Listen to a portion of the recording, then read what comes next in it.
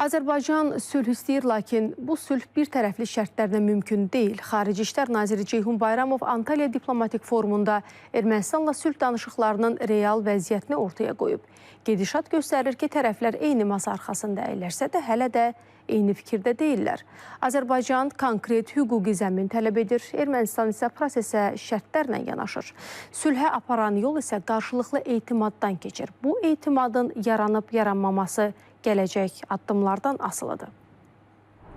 Rəsmi Bakı 2021-ci ildə İrəvana düşmənçilik səhifəsini bağlamağa təklif etsə də, bu çağırış təxminən bir il cavabsız qalıb. Bu fikirləri Antalya Diplomatik Forumu çərçivəsində Anadolu Agentliyində müsahibəsində Xarici İşlər Naziri Ceyhun Bayramov bildirib. Nazir vurğulayıb ki, Ermənistan konstitusiyasında hələ də Azərbaycanın ərazi bütövlüyünə qarşı iddialar yer alır.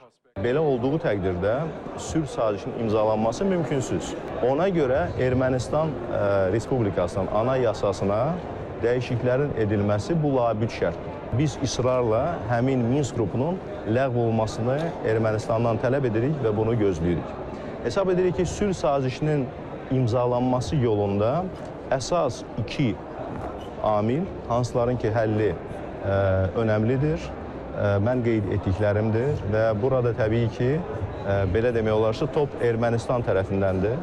Ermənistanın Xarici İşlər Naziri Ararat Mirzoyan isə ölkəsinin Minsk qrupunun ləğvi barədə razılaşmanı sülh sazişi ilə eyni gündə imzalamağın tərəfdarı olduğunu deyib.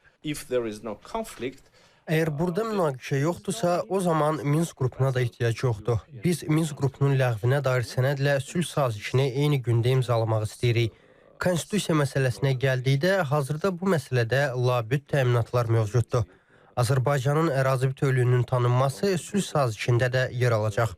Düşünürəm ki, hətta sülh müqaviləsi imzalandıqdan sonra Avropa İttifaqının müşahidə missiyasına da ehtiyac qalmayacaq.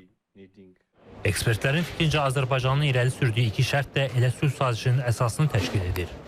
Sülh müqaviləsinin təməlində dayanan əsas amillər etimadlı münasibətlərin yaradılmasıdır. Əgər Ermənistan bu etimadı göstərmək istəmirsə, o zaman hansı şərtlər daxilində bu ölkə ilə müqavilənin imzalanması mümkündür. Halbuki Azərbaycanın Ermənistan üçün etimad yaratmasına ehtiyacı yoxdur. Çünki Ermənistan Azərbaycan torpaqlarını işğal altında saxlayıb. Bu baxımdan da etimad yaradılması istiqamətində təşəbbüslər və addımlar da Ermənistan tərəfindən istisnası olaraq gəlməlidir.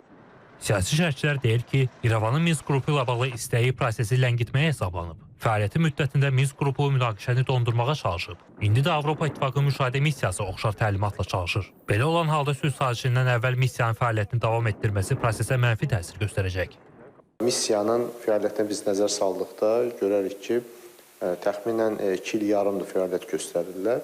Bu fəaliyyət müddətində onlar, yumuşaq desək, sülhə xidmət etmir. Əksinə, sülhə deyil, tərəflər arasında müəyyən mənada münasibətlərin gərginləşməsinə xidmət edirlər və bu dövr ərzində, 2 il, 6 aylıq bir dövr ərzində Ermənistan silahlı qüvvələri dəfələrlə Azərbaycan mövqelərini atəşə tutublar.